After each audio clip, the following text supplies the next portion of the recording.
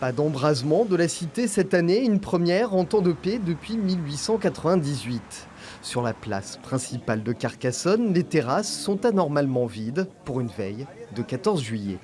Demain, normalement, c'est une journée qui est très animée, où du matin jusqu'au soir, la place ne désemplit pas, la ville ne désemplit pas, puisque les gens attendent ça avec impatience. Et je pense que demain, ça ne va pas du tout être cette physionomie-là.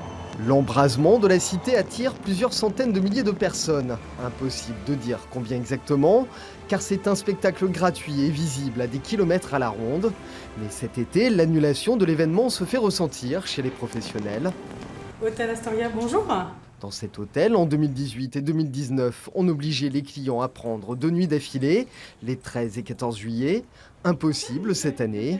Non seulement il reste des chambres à la location, mais en plus, les prix sont plus bas que les années précédentes. Les tarifs ne sont pas des tarifs de saison. On a été obligé de s'adapter. On n'a plus déjà de non remboursables, c'est que du standard. Et on a sur certaines chambres, on a bien 10 € de différence. Ce qu'on appelle un peu notre prix d'appel. Et les professionnels ne sont pas les seuls à regretter l'annulation. Richard travaille au service technique de la ville. Pendant plus de 20 ans, il a fait partie de ceux qui œuvrent dans l'ombre pour tirer le feu. Cette année lui laissera un goût amer. Ça va être triste. Ça va être triste parce que c'est quelque chose qu'on attend d'une année sur l'autre. Et malheureusement, bon, il n'y en aura pas, mais bon, c'est comme ça.